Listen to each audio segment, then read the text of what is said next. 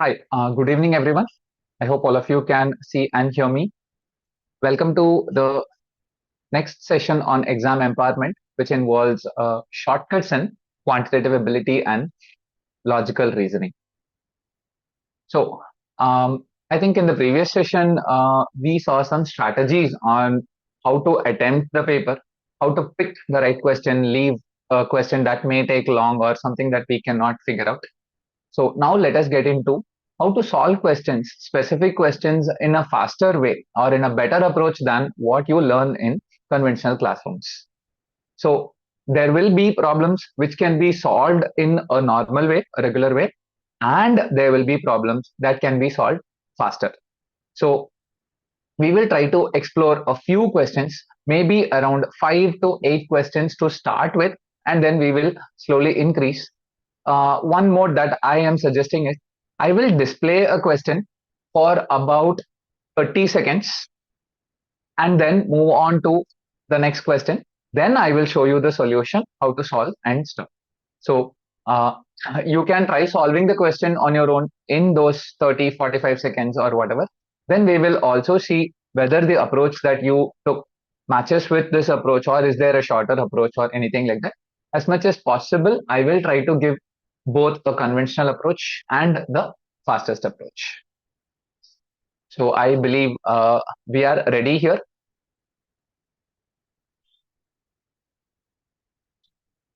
Let's start off now. So the first thing is points to remember, that is, what all do you have to remember while trying to take a shortcut route to solving a question. Okay, first, validity of the shortcut. Now this is one of the key things that students make mistakes in. When I say validity, what I try to convey here is that sometimes you would have learned that there is a nice shortcut for one of the questions, but whether that shortcut is applicable in this question or not, is this shortcut valid for this particular question? Okay, let me take up one of my own classic example. Okay, now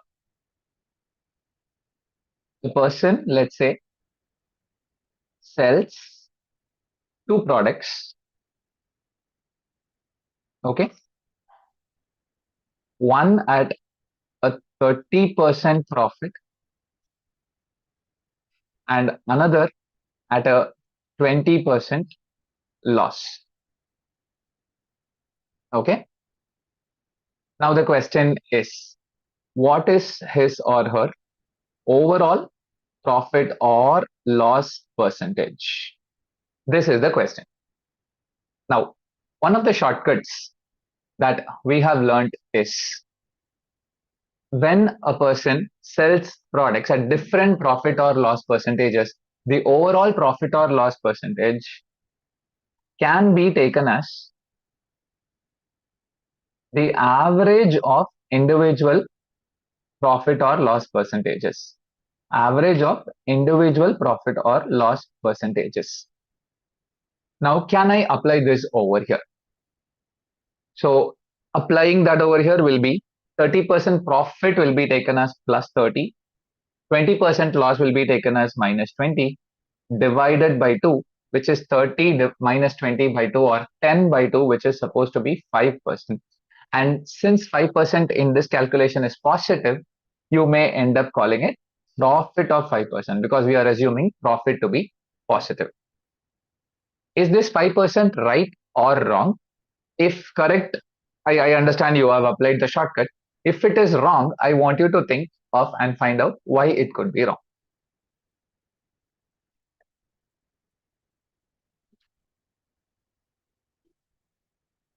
I'll give you 15 to 20 seconds to think about this, and then we will get to the result.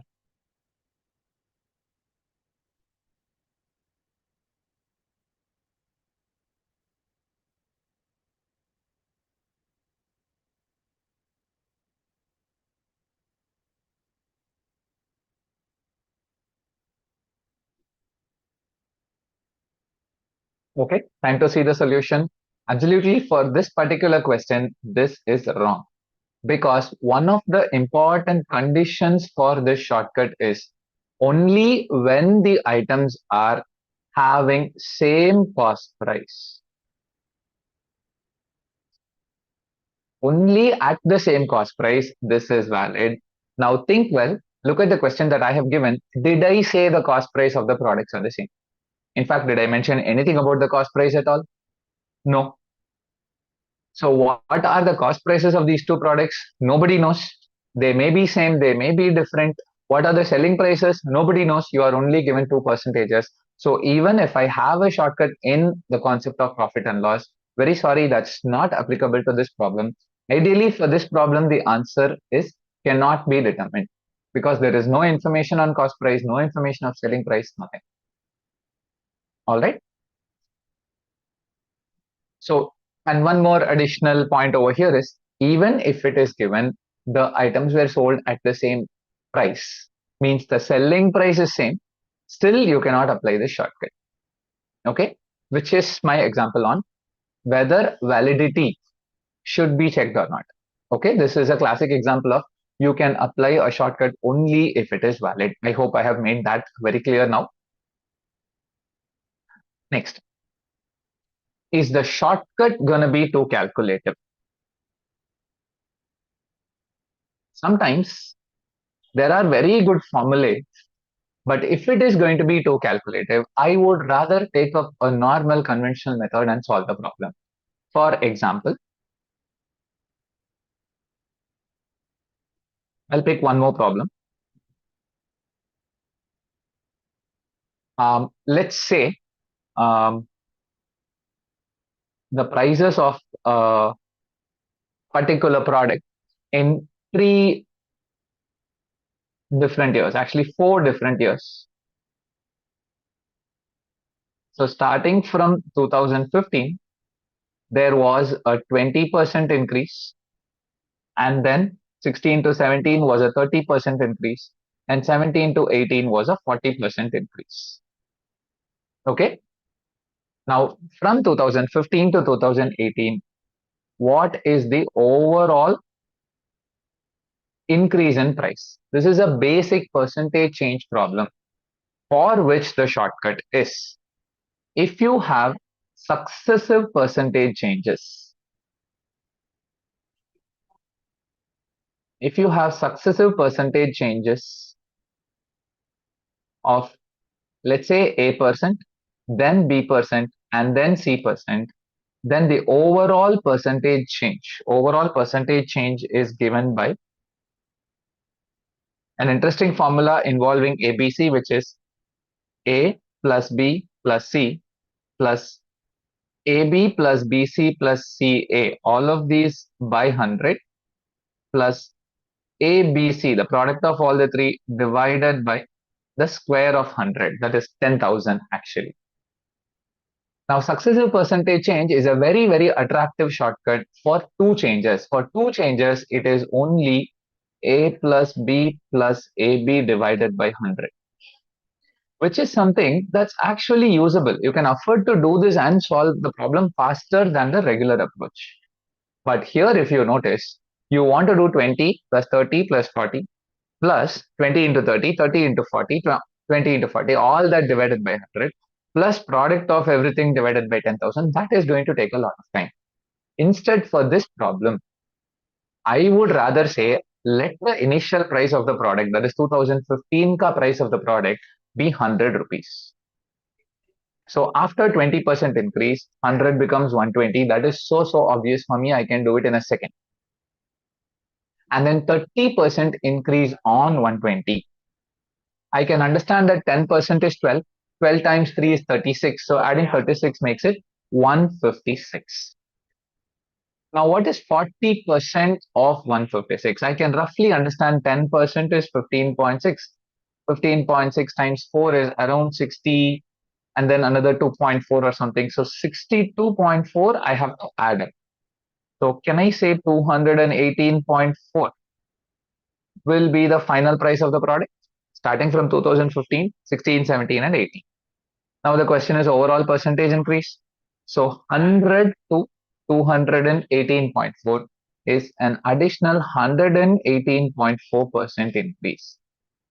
In my opinion, at least, this method is easier for me compared to remembering that huge formula and doing some 7 different additions or something like that. I hope you understand where when a shortcut itself becomes too calculative, it is no more useful. Correct? Whereas if the question was only 20 and 30%, I might not have done that 100, 120, 150. I might have done 20 plus A plus B plus AB by 100. This is a useful shortcut. So while successive percentage shortcut is very useful for 2 changes, it is getting a little harder when we do 3 changes. Maybe for 4 changes, it's even harder. So I may decide when to put a hard stop on applying this particular shortcut. I hope this also makes sense to you. So if there is anything to note down, please do. So two of the major points to remember from my end are whether a shortcut is valid or not, and whether the shortcut makes the problem too calculative or not. If it makes it too calculative, please get back to the conventional approach. These are some of the common mistakes that people do with shortcuts. So think about this, be ready. I think the very next slide, I am planning to show you some problems. I will give you, let's say, maybe 45 seconds or so per question exactly. Then I will solve the problem conventionally. Then I will solve the problem with question. Okay, so that will be our mode for the next several minutes, I would say. Okay, let's start off with an initial level of 6 to 7 questions. And if there are doubts, maybe at that point, we'll take a break, do some doubt clearing, or if there are any questions to answer, we'll get to that. And then, yes, we'll continue with a few more questions.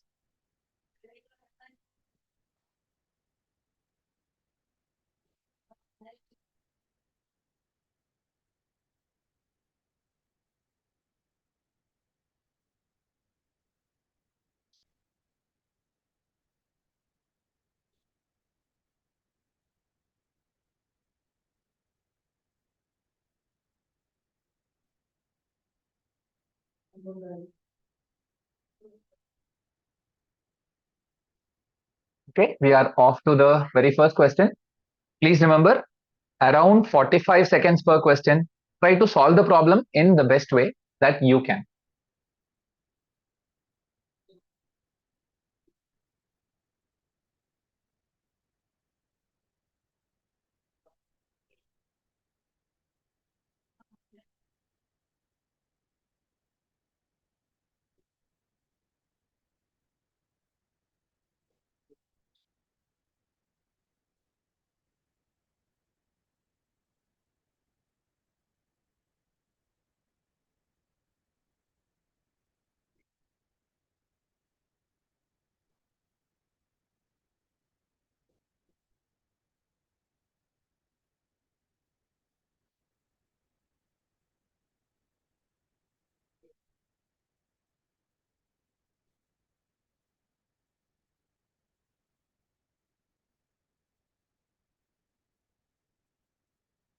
Okay, let's get to solving the question. A and B can complete a job together in 12 days. A alone can do it in 20 days. How many days will B alone take? So first, going by the unitary method, which is a very famous method,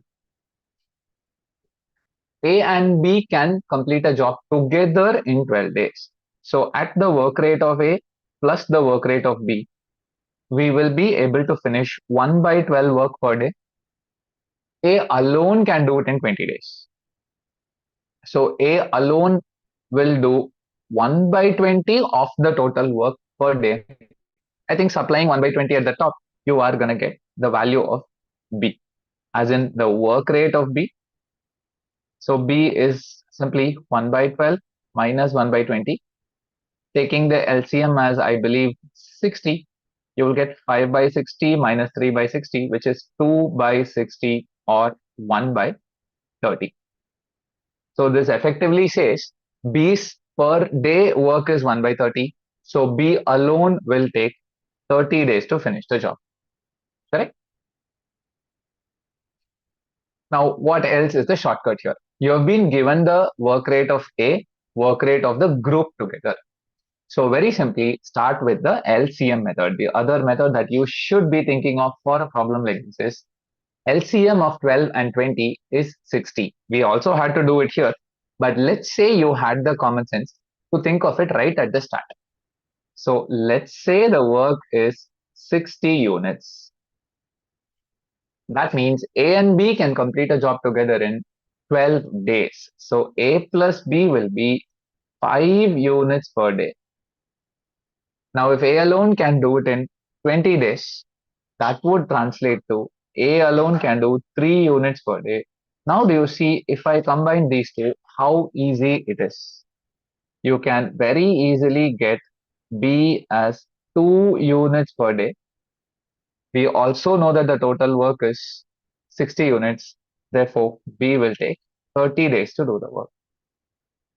So a problem like this LCM method is the shorter approach to solve, not necessarily the unitary method. There are other problems in work pipes and systems, time and work, where you can use the unitary method, maybe not here.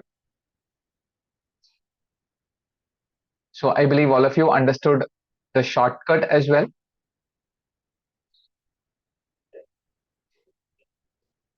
Let us move to the next question with another 45-second deadline.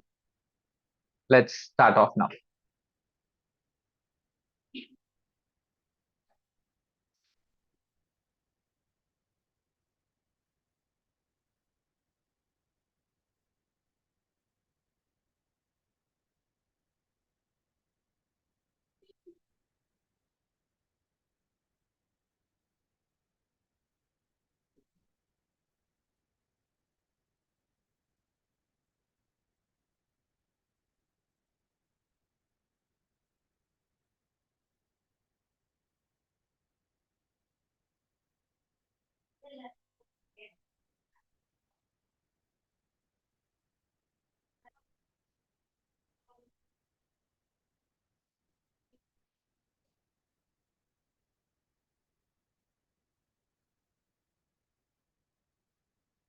Okay, let's get to solving this question. 2 pens and 3 notebooks cost rupees 52. 1 pen and 2 notebooks cost rupees 34. What is the cost of 1 pen and 1 notebook? If you can just form quick equations with that, 2 pens plus 3 notebooks will be 52. 1 pen plus 2 notebooks will be 34. Do not solve simultaneous equations fully. Sometimes the moment we see two variables, two equations, we always go into solving. I'm sorry, I am not interested in solving the full equation because I should have the sense to look at the question words. Find the cost of 1 pen and 1 notebook. Do you see exactly I have 1 extra pen and 1 extra notebook in the equations itself? So all I need to do is just subtract the entire second equation from the first. I get 2 minus 1, which is 1 pen, 3 minus 2, which is 1 notebook, equals 52 minus 34, 18. The answer is 18. I truly believe you people were able to use this shortcut itself in the very first attempt. I'm not even thinking much about the longer approach taken to solve this problem.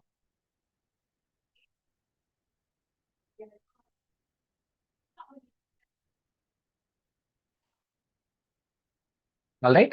I guess we should be moving on to the next slide now.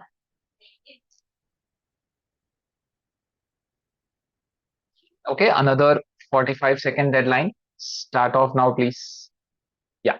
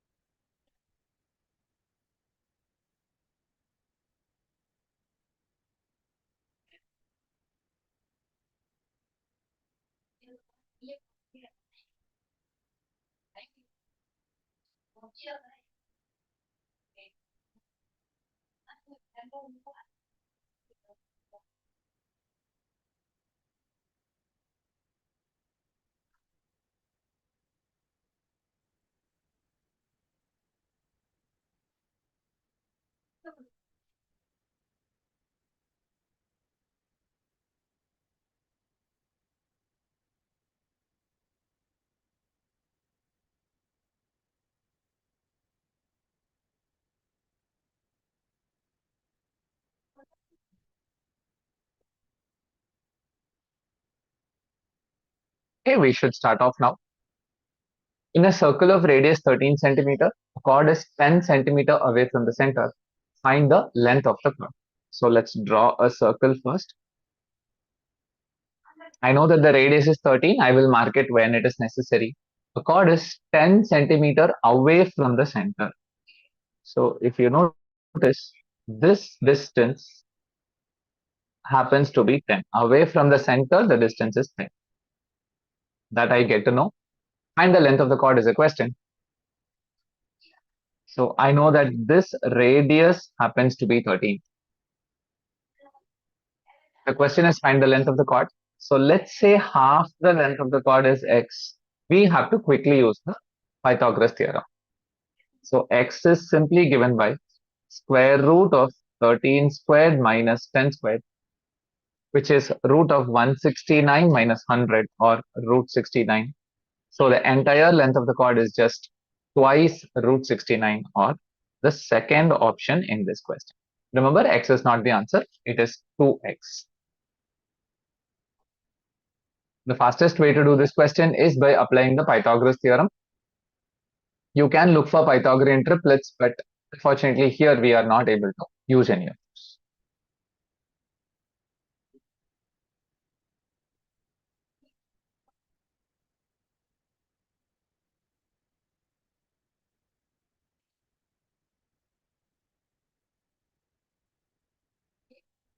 Okay, I believe we can move to the next slide now. Again, a 45-second deadline. Yes, go ahead.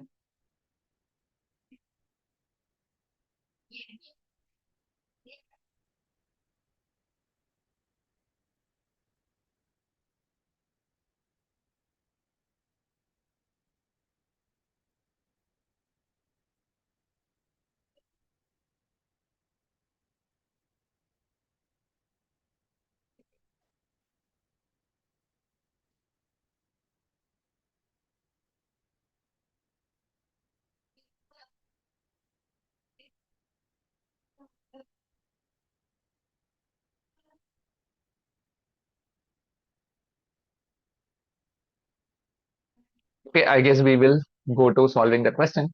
A cube is painted black and cut into 64 small identical cubes. If two smaller cubes are picked, what is the probability that both of them have exactly two faces painted black? Now, the original situation involves drawing the full cube, identifying where you will have two faces painted. If you notice correctly, for a cube, the kind of pieces that have two faces painted black are all the edge pieces without the corners. It is all of these without the corners. Pieces like these, edge pieces, but not involving the corners. I'm only drawing you a rough picture to show you what it is. I believe you get it. Like this, I have to do for all 12 edges. Whereas the shortcut over here is, here again, the entire explanation will take too long. The shortcut is the smarter way to solve this problem. Just see how this goes. The concept is this. Again, remember the validity that we spoke about, whether the shortcut is valid or not. So if the question is like this, so if a cube is cut into n cube small identical cubes, this is very, very important.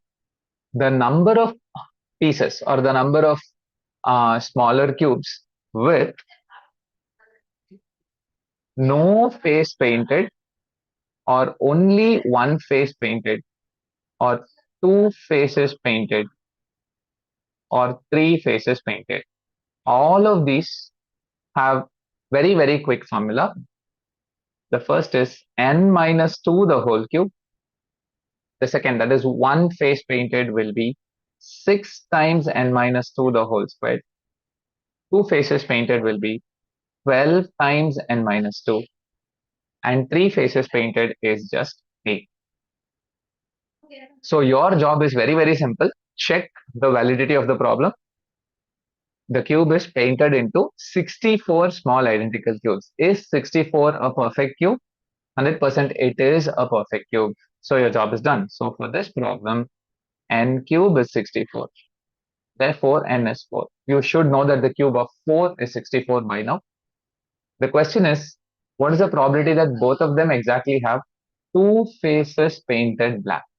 The number of pieces with two faces painted black will be 12 times n minus 2. So 12 into 4 minus 2. That happens to be 24 smaller cubes. Correct? 24 smaller cubes are part of our answer. Do not forget, the problem is still not over. The question is probability that this happens. I picked two. Both of them are within this 24. So 24 out of 64 multiplied by 23 out of 63. The second one also should be within the 20, but one of them is already. So let's quickly try and solve this. 8 times 3, 8 times 8, 3 times 21. So 23 by 8 times 21. So 23 by 168 would be the answer. So this would be the right way to solve. This would be the best way to solve. This is slightly a question on the longer side, slightly a harder question. But with the shortcut, maybe even this you can get it right. You will not leave this to the phase 4 that we discussed as part of strategy. You don't have to rely on luck. This need not be a wild guess question if you understand and if you remember this shortcut.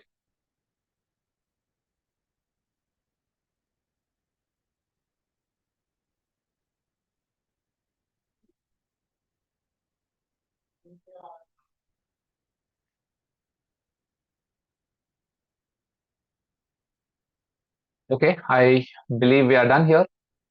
Let us move to the next question with a 45-second deadline.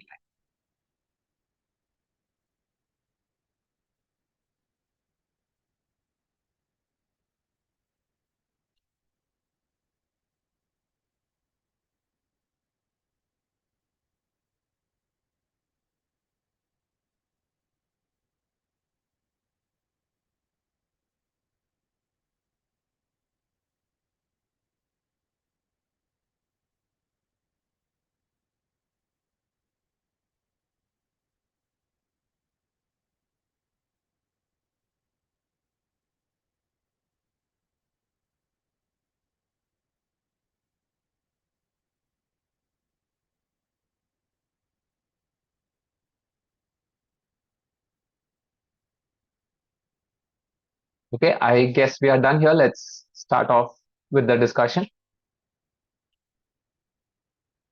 Salman starts driving towards his office from his house at a speed of 18 km per hour. While returning to his house, he drove at a speed of 15 meter per second. The total travel time was 4 hours. What is the distance between his house and office? Interesting question, because if you form equations, it is going to take you a lot of time. Let's explore the quickest method right away, because we have speed, time, distance, a lot of parameters to consider. Now we know very well that speed multiplied by time gives the distance. If you notice, both the first trip and the second trip is towards his office from his house. House to office first trip. Office to house, returning to his house is the second trip. So in both the cases, distances were the same. Correct? Now, while going, his speed was 18 km per hour. While coming back, if they say 15 meter per second, you should know that 15 into 18 by 5 makes it 54 km per hour. So that is the returning speed.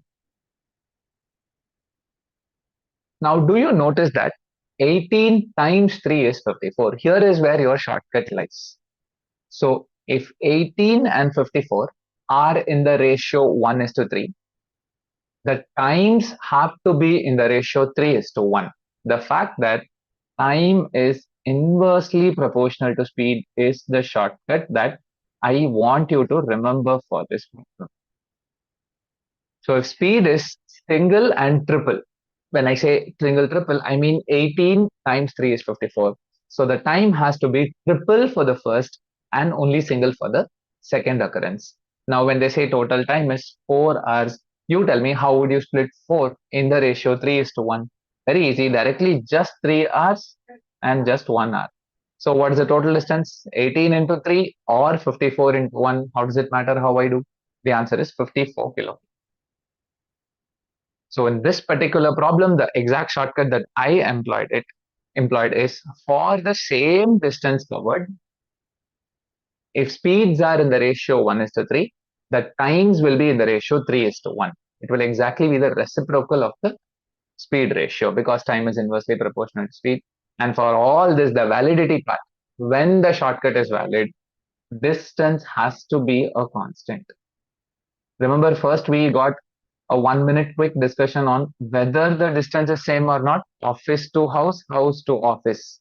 Only because the distance in both occurrences is the same, the validity part gets a tick, as in the shortcut is valid, hence you are able to use it. Otherwise, you should form X, Y equations, solve. That's how you should have done it. I hope this makes things clear to all of you.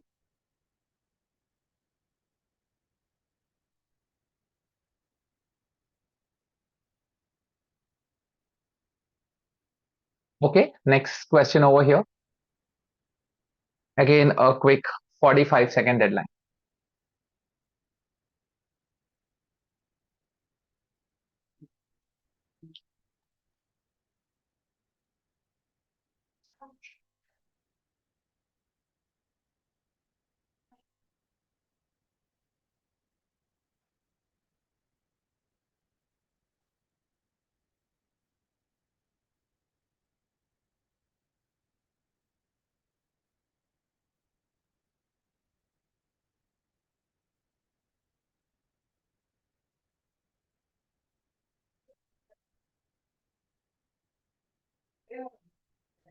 Okay, time up here. Let's go ahead.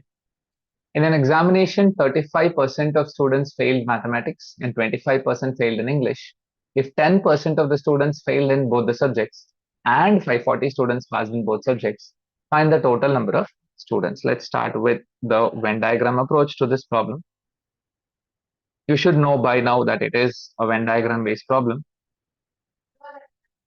Now, let's start with Venn diagram on percentages, where if you see 35% students failed in mathematics.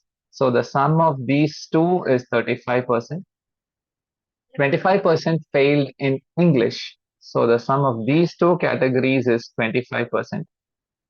And 10% of the students failed in both the subjects. So this happens to be 10. Now, out of 35%, if 10% are in none of the above, neither math nor English, this has to be an obvious 25.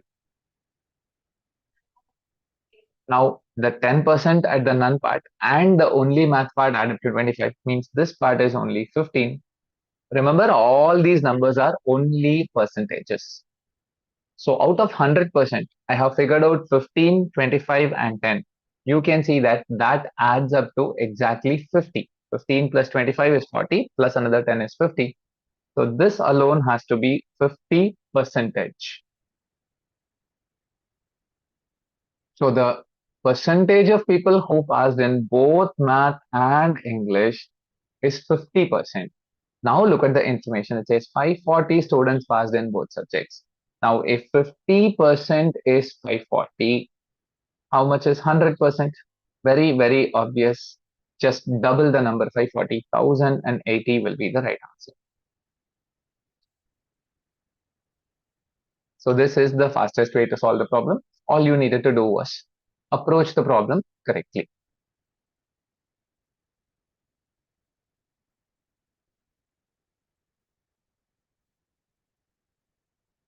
Okay, so I guess we will move to the next slide.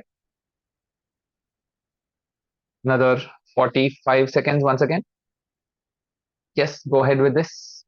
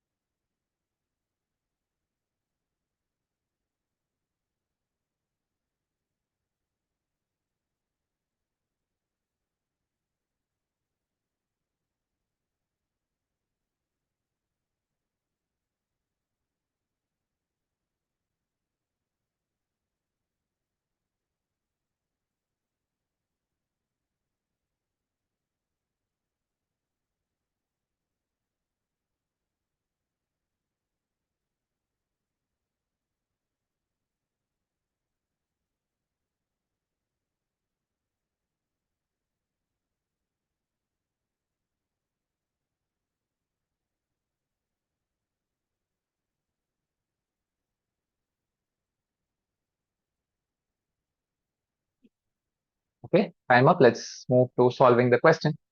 The average of 5 people is 28 years. When one person aged 20 years leaves the group, what will be the new average age of the remaining people? So you can see that when there are 5 people, the average was 28. Then somebody with a 20 years of age leaves the group. So 5 into 28, the total ages of all the people is 5 times 28, 140. From that, one person who's 20 years old leaves. So removing the 20 years from this person's age, the remaining is 120 total. Or how many people? Just 4 people. So what is the average of the remaining group? It is just 120 divided by 4 or 30. This would be the right answer. Now coming to a very interesting shortcut part. What does it mean when I say average of 5 people is 28 years? It is similar, not exactly alike. It is similar to 5 people, everybody's age is 28, correct? Now, when one person whose age is 20 years leaves the group, remember that 20 is gone. This person has still left out an age of 8 years, correct? It's like a total of 8. Imagine distributing chocolates or ice cream sticks to people. Everybody has 28 chocolates with them. One person takes leaving only 20 chocolates. So what should you do to find average again? The extra 8 chocolates that this person left, split it equally as 2, 2, 2 and 2. Now do you see that it's the new situation looks like everybody has 30, 30, 30 chocolates. So the average age is just 28 plus 2, 30. The extra 8 with that person gets divided equally to 4 people, 2. So this 2 gets added to 28. And this happens to be the shortcut. This is not a shortcut where I can give you, if the average of n people is x years, and then somebody with y years leaves the group, you do x minus y divided by n minus 1. That shortcut will be very confusing. That formula with variables is very confusing. Whereas numerically, if you picture it, it is a very good shot. I hope all of you are able to sense that over here. So maybe take a quick minute, note it down or something.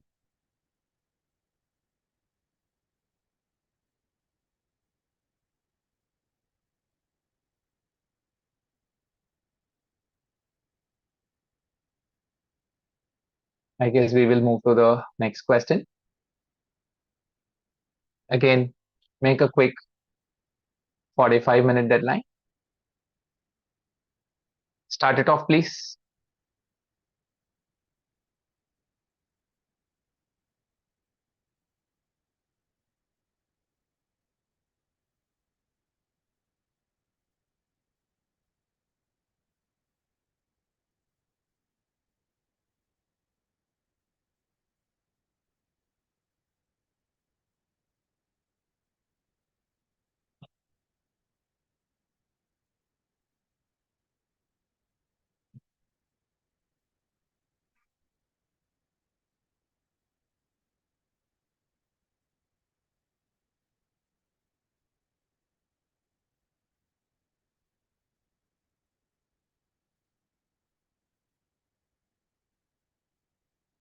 Okay, we'll start this off.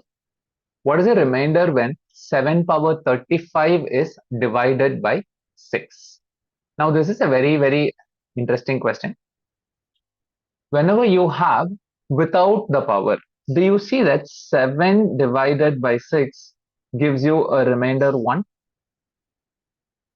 This means 7 to the power anything when divided by 6 or any factor of 6. This will always give you a remainder 1. Now, this is a very, very interesting shortcut.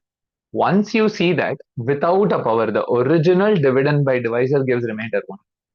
The original dividend to any power gives you a remainder 1. If you want a theoretical version of the shortcut I can give you, if n divided by d gives you a remainder 1, then the shortcut is n to the power anything divided by d still gives you remainder 1.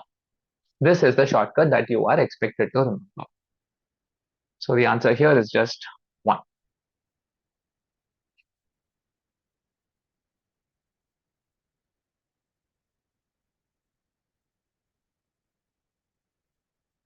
So everybody note this down, please.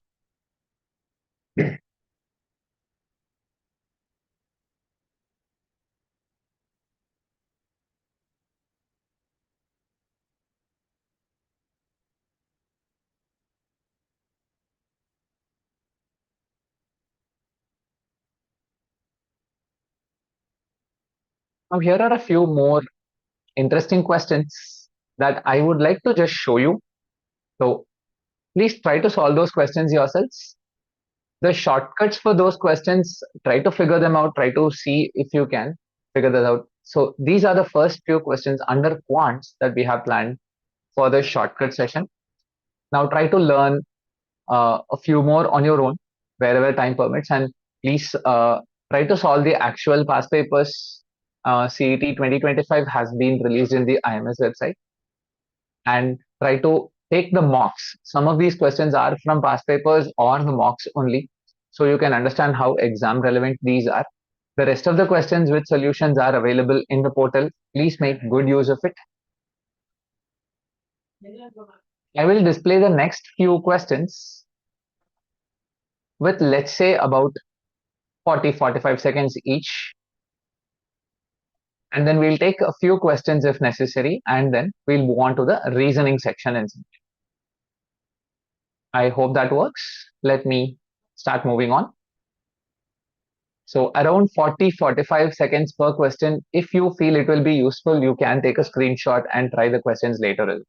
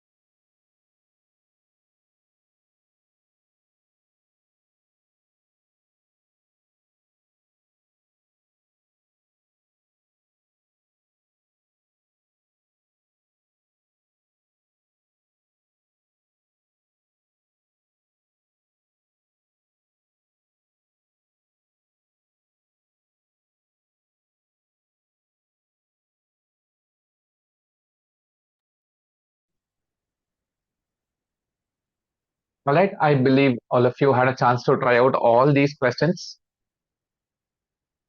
So if you have tried these out and if you have any answers or any discussions, let me get into the comment section for potential doubts.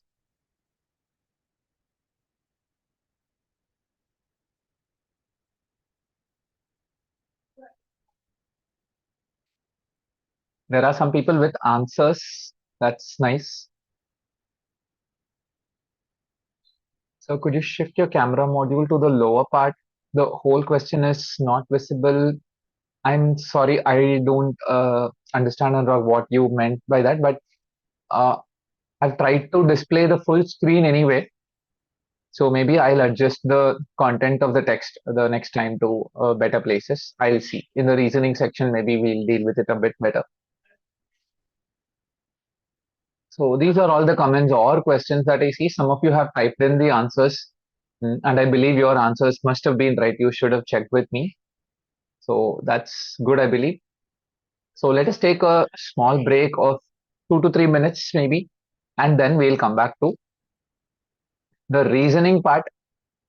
So in the reasoning part, the plan is to discuss two big sets of questions, 5 to 6 questions or 4 questions or something like that, where you may take a total of 4 to 5 minutes to solve that on your own. And then we will see the answers in an approach as good as possible, as best as possible.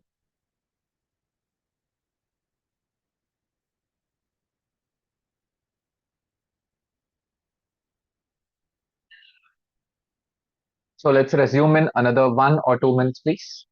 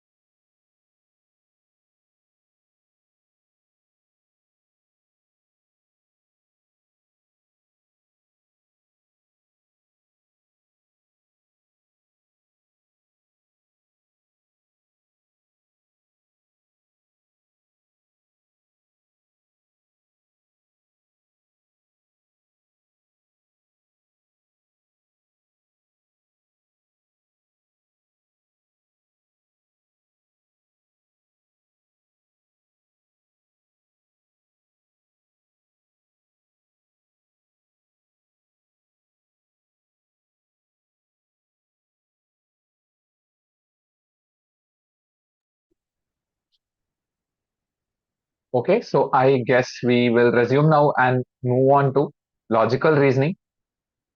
So here is the first question. You take your time. Maybe I will give you this has let me count quickly 1, 2, 3, 4, 5, 6. So there are 6 questions based on one small logical reasoning passage. That's it from me. You take about, let's say, 4 minutes. See how much you can solve from this question. Go ahead, try this out, then we will discuss the solution.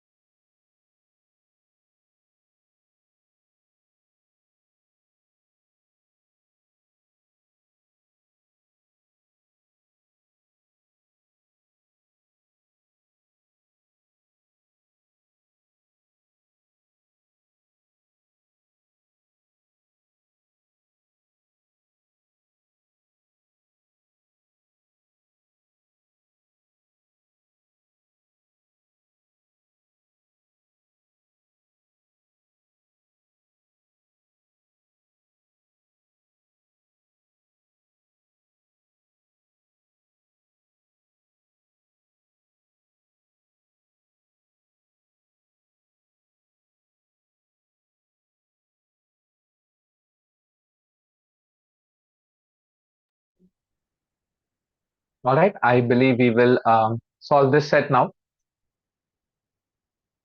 13 friends A to M are seated in a row facing the north. The chairs are numbered 1 to 13 from left to right. L and M sit at the extreme ends of the row. There are 7 people who sit between A and K. The number of people between E and A is the same as the number of people between E and K. I and J are adjacent to K. C, G, and B sit together in that order from left to right. H and I arrive together and thus sit together. F sits with his best friend M. E occupies chair number 7 and has J sits to his right. Okay, this is a huge arrangement.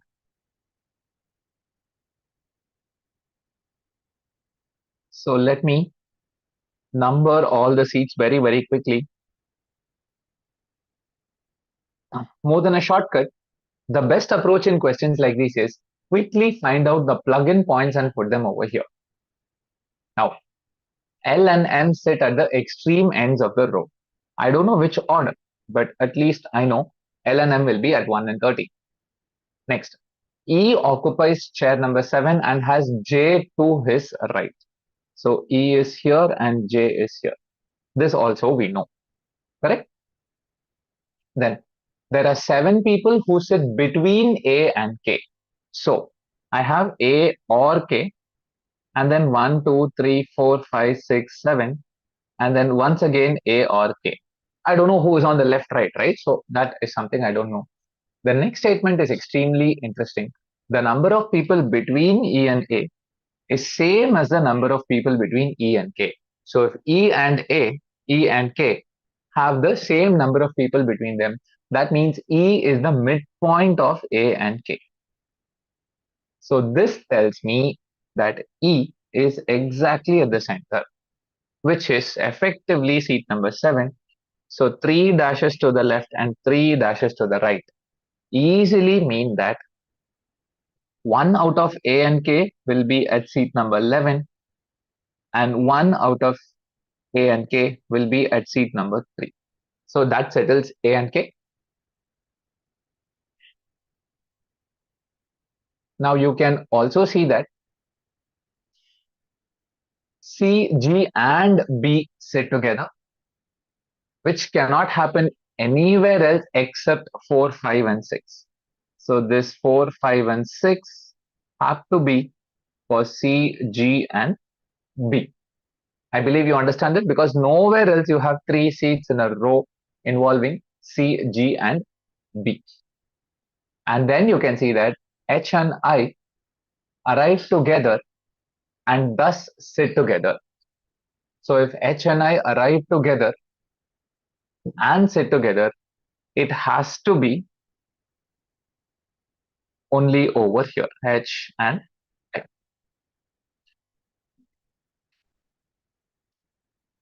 The next thing is F sits with his best friend M.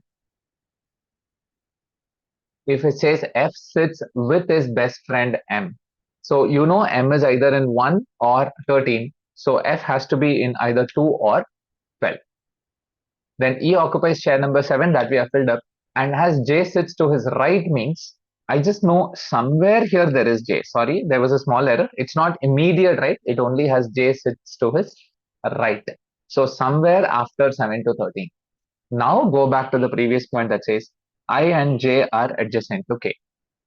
So this effectively means J will go here and this has to be K only and this will be I, and because H and I arrive together, this will be H. So this side is almost completely sorted now. Now go back to the point about F sits with his best friend M. That's only possible if I have M over here and F right next. Out of A and K, I already have K in seat number 11. Therefore, it is A over here. And because M is at 1, it has to be L at 13.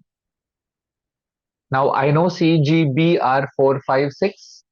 C, G and B sit together in that order from left to right. So C, G, B in the same order. This also I can remove. Now what is the only name remaining? I have A, B, C. D is missing. E, F, G, H, I, J, K, L, M. All are placed. Only D is missing. So D is also placed. So I've answered all the arrangements correctly. Who's to the getting to the questions now? Who is to the immediate left of H? The answer is D. How many people sit between E and C? You can make a count. The answer is 2. Who are the immediate neighbors of E? The answer is B and D. Which of the following statements is definitely false? Look at all the options carefully. A is third from the left end. I think that's true. B is the immediate neighbor of E. That's also true. J and M sit together. No, I think this looks false. Let me still confirm. C is to the left of H. This is true, although not immediate left. The statement is still valid nevertheless. K is to the right of I. This is also true. So perfectly correct third option is the right one. Based on the final arrangement, M is related to G and D is related to J in a certain way. To whom is B related in the same way? Let's see. M is related to G. So M and G are like this. So fourth to the left. D is related to J. Yes, exactly. That's also fourth to the left. So to whom is B related in the same way? That is, B is related to whom in the same way? So if I have to see fourth to the left of which one is B, the answer is I. B is related to I the same way M is to G or D is to J. The answer will be I. Next, if all the friends are now made to sit in an alphabetical ascending order of their names from right to left, how many friends will retain their original positions? That's another very, very interesting question. Write A to M, A, B, C, D, E, F in that order itself from right to left. So I have A, B, C, D, E, F, G, H, I, J, K, L, M. Then how many friends will retain their original position? Just keep looking at every position very, very quickly and realize who will retain their position. I think the answer is only M. Therefore, the answer is one friend alone. Only one of them will truly retain his or her original position. I hope this is clear to all of you now.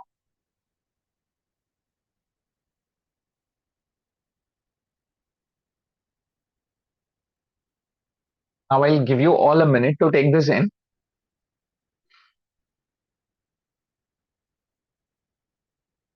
Take a minute quickly. And if necessary, please type questions if you have any. If really necessary, I will repeat the logic with which I got the original arrangement.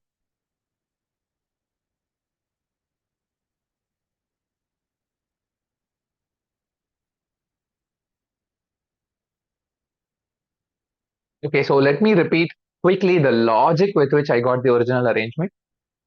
So the major parts I understood are E occupies chair number 7. So if I go like this, here is E. There are 7 people between A and K. And the fact that between E and A is the same as between E and K.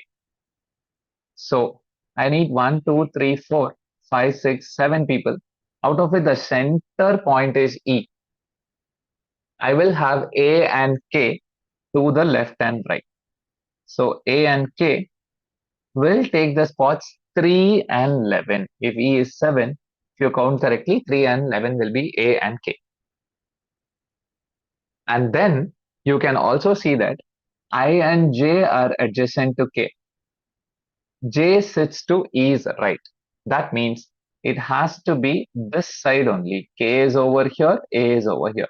So these are the first 3 authentic places that I had to fill. I hope that makes sense.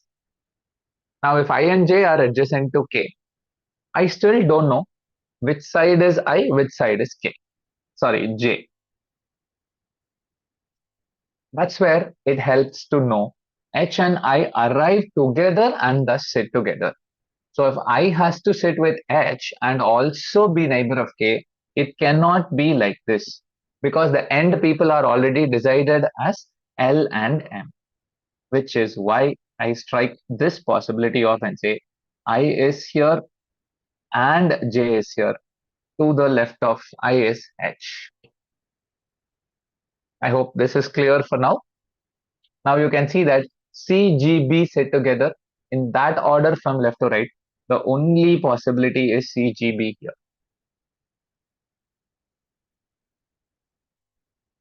And then you can see that F sits with his best friend M. If L and M are in extreme and F, M should be best friends sitting next to each other, the only possibility is F and M on the left side, L going to the right. Eventually, that tells me the only remaining person B will take seat number A. Now I believe the explanation makes complete sense to you.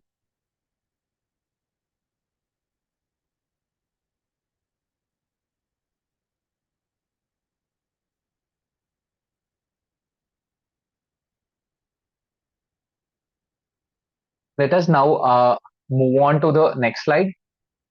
We have one more set question because that's where we usually should try the best logic and try to get the best shortcut to solve. So let me move ahead. Let's look at the number of questions and then decide what time is good enough to solve.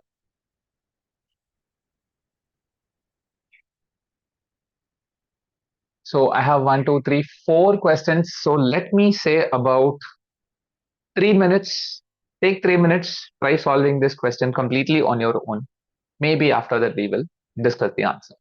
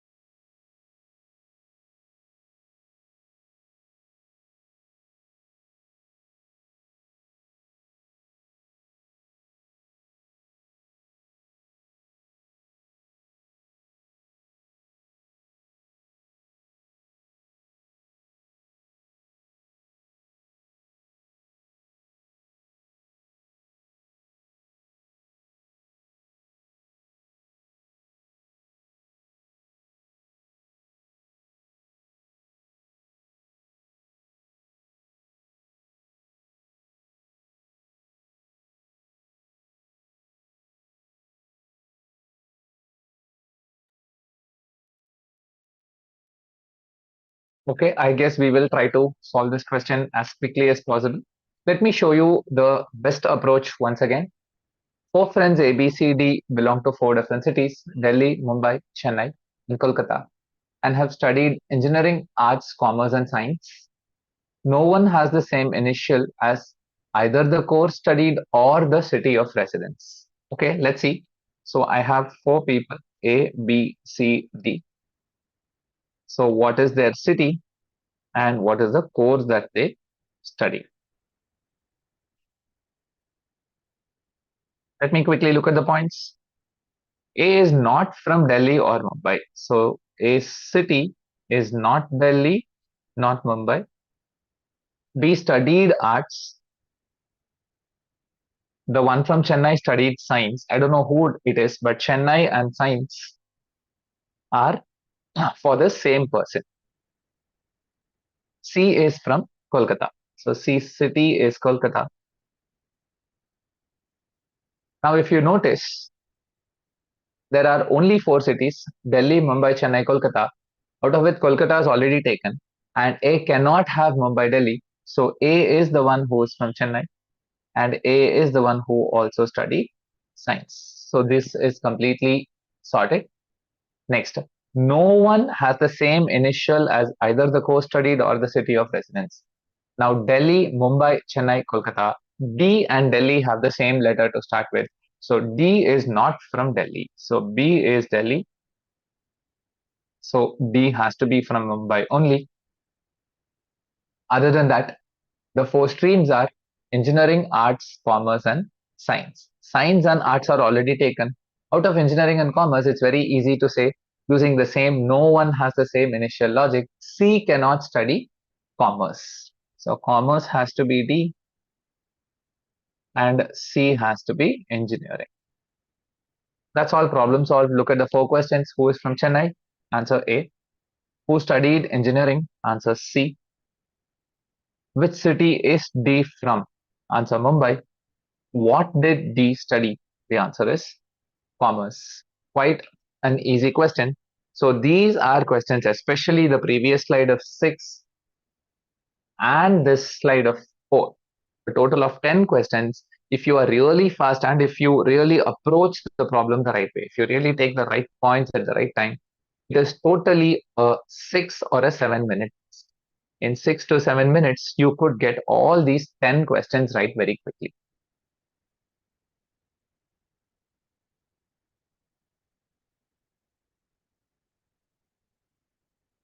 So yes, people, the agenda of the session was this: how do you solve questions with shortcuts wherever shortcuts are applicable?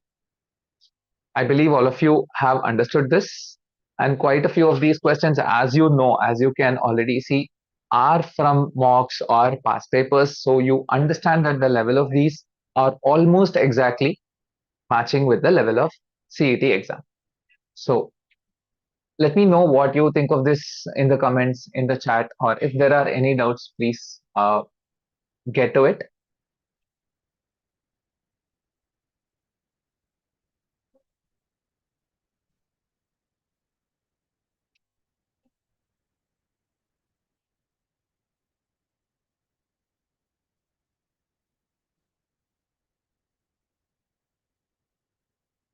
Okay, so keep preparing well.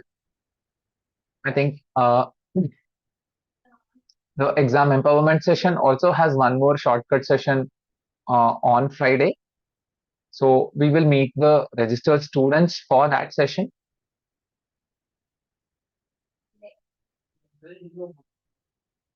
So I'll see the registered students on the Friday's class, which will extend the shortcut session. Maybe if time permits, we will discuss the remaining quant questions that you saw today as kind of homework questions or something, plus a few more reasoning questions, of course. Now I will probably wait for a minute or two for any doubts on the chat. If there are anything, please ask me here right away. Please type them on the chat window. I will see and clarify that. If not, show all the best with your preparation. We can wind up the session with this.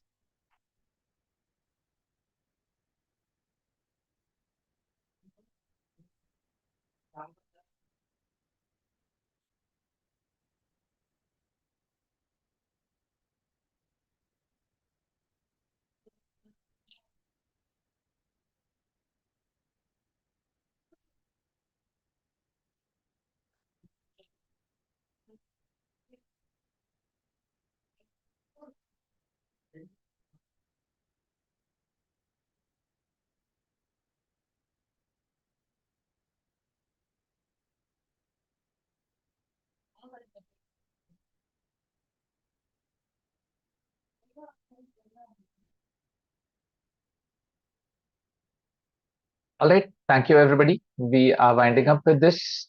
Wish you all the best and for your actual CET paper as well. See you all soon.